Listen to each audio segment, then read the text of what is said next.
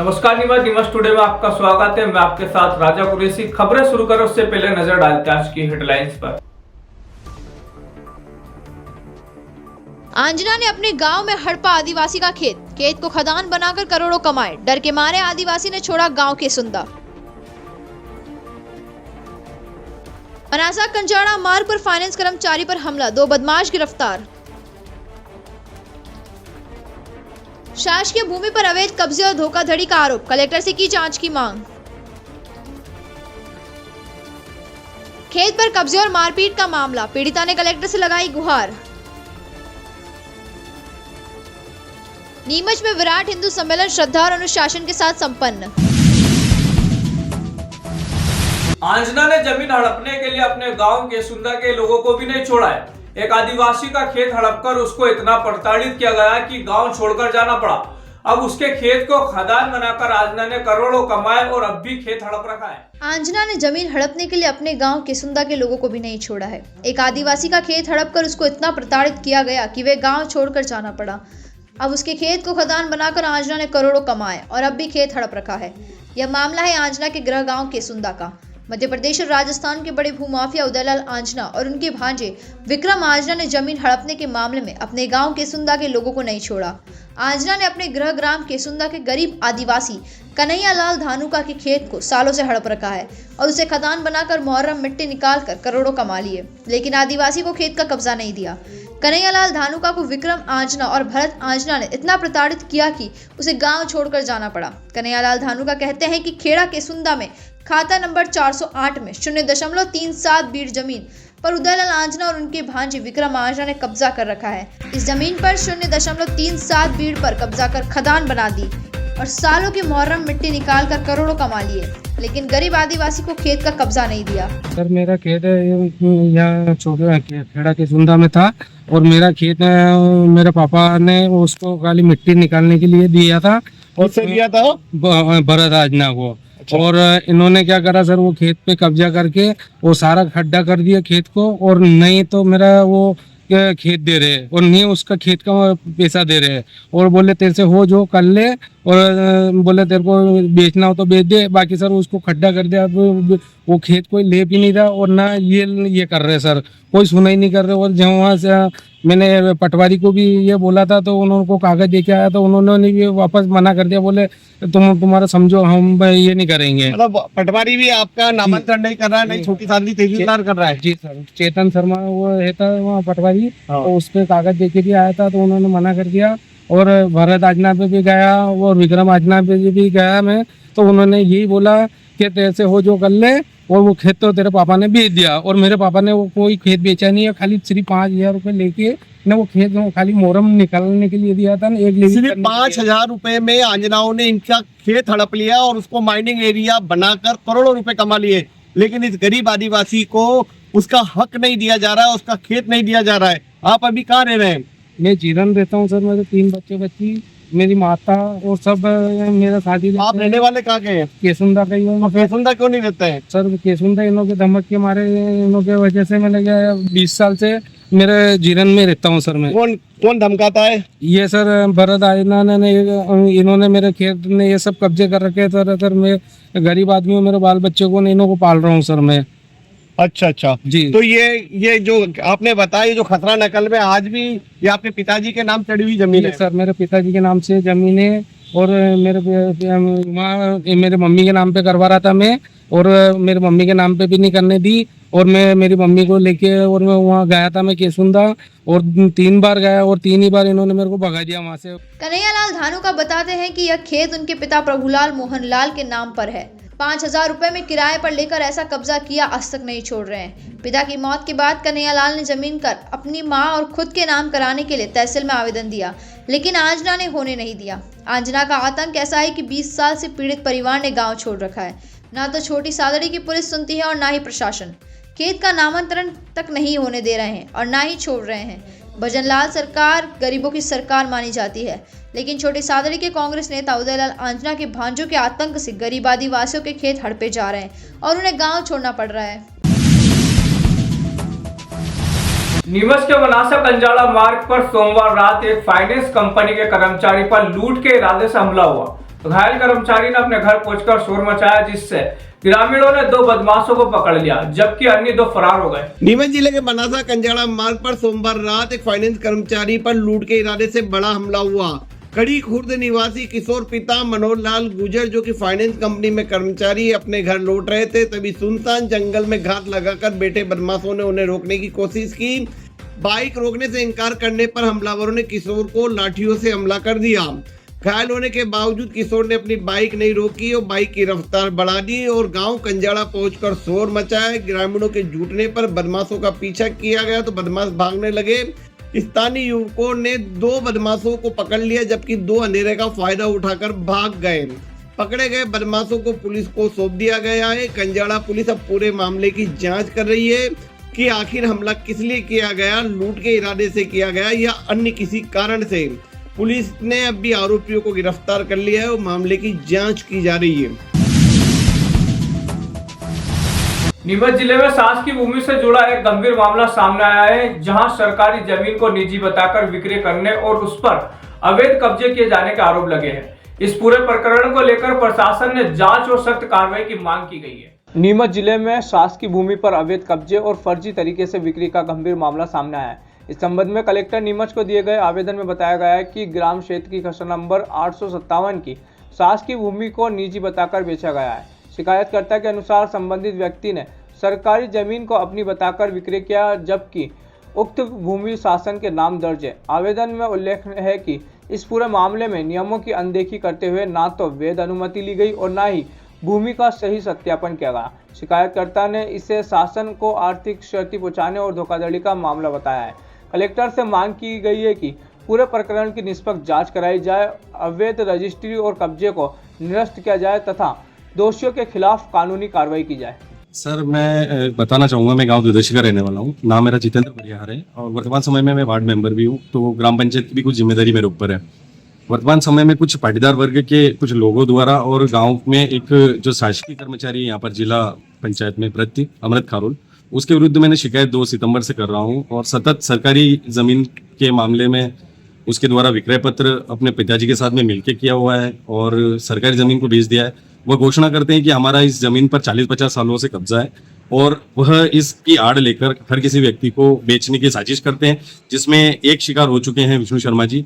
इन्होंने 5,64,000 रुपए में जमीन जो है अमृतलाल खारोल से खरीद ली और ये इस झांसे में आ गए कि 40-50 सालों से हमारा कब्जा है, हमारी निजी जमीन है और हम इसका चाहे जिस प्रकार से उपयोग और विक्रय कर सकते हैं। तो उसकी ये शामिलात इन्होंने खरीदा। अब मेरा बस गवर्नमेंट से ये कहना है कि अगर गवर्नमेंट लैंड है और किसी को न अनुमति है तो वो किस प्रकार से बेच रहा है।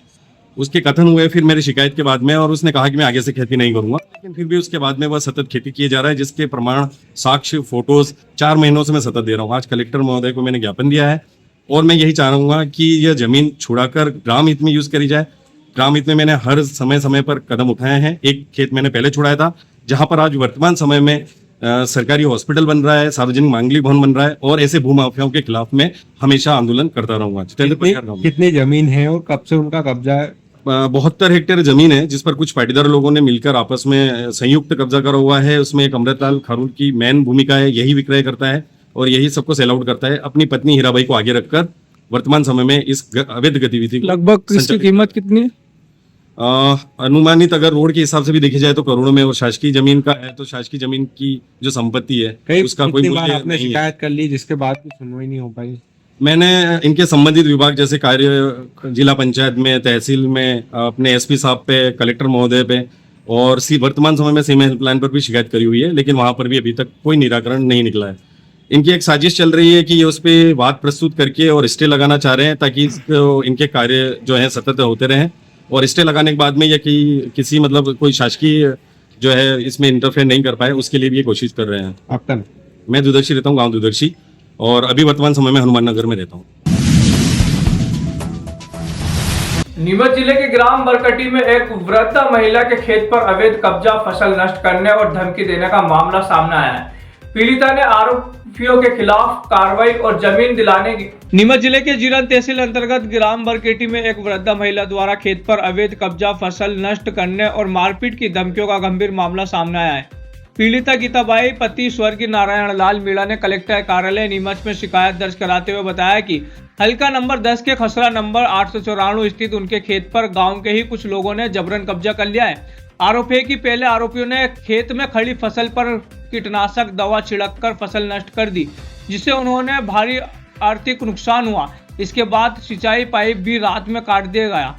शिकायत के बावजूद कार्रवाई नहीं होने पर आरोपी ने अलसी की फसल जोतकर गेहूं बो दिए और खेत पर अपना हक जताने लगे। विरोध करने पर जान से मारने की धमकियां दी जा रही है।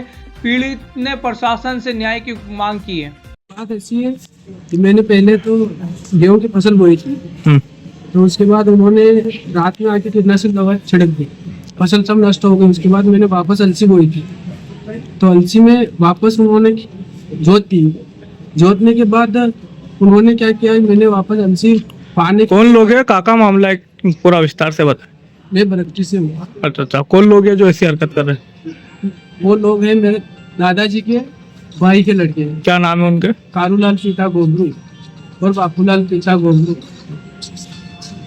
और उनका एक भतीजा है सूरजमल पिता कन्या। तो जबरदस्ती कब्जा कर रहे थे। आज यहाँ पे आए, आप क्या चाहते हैं? मैं यही चाहता हूँ उनको ऊपर कार्रवाई हो और हमें हमारा कब्जा वापस दिलाया जाए। कितना बीघा जमीन पर कब्जा कर रहा 47 है। है? आप अंदर कलेक्टर साहब से मिले, उन्होंने क्या बोला? उन्होंने आश्वासन दिया कि हम कार्रवाई करेंगे। आपका नाम? खेत का मामले खेत का है, वो जबरदस्ती कब्जा करना चाहते हैं और मारपीट करने की धमकी और मारने की धमकी भी दे रही है। कौन है ये लोग? ये हमारे पड़ोसी परिवार वाले ही है। क्या नाम है उनके? सूरजमल पिता कन्याराम गोबरो, पिता गोबरो और बापूलाल पिता गोबरो। आप कहाँ सा कितने जमीन पे कब्जा कर रहा है? 46 है। कहाँ सा? बरकटी से। क्या चाहते हैं आप लोग?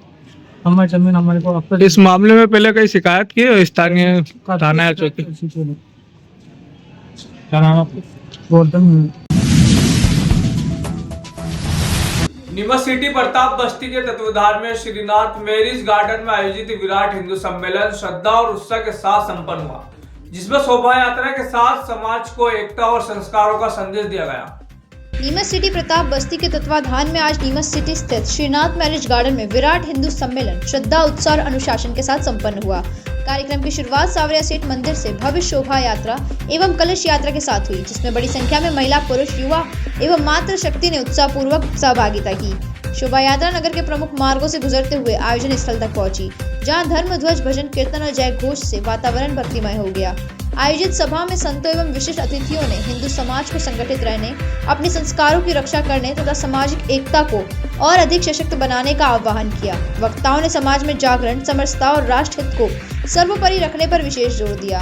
सम्मेलन के समापन अवसर पर श्रद्धालुओं के लिए प्रसादी वितरण किया गया। कार्यक्रम को सफल बनाने में प्रताप बस्ती के कार्यकर्ताओं, स्वयं सेवकों एवं आयोजन समिति का सराहनीय योगदान रहा।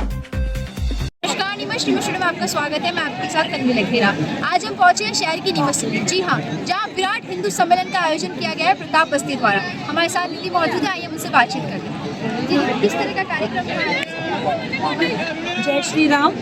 जैसा कि आप देख रहे हैं, नीमच सिटी प्रताप बस्ती में आज विराट हिंदू सम्मेलन का आयोजन किया गया है।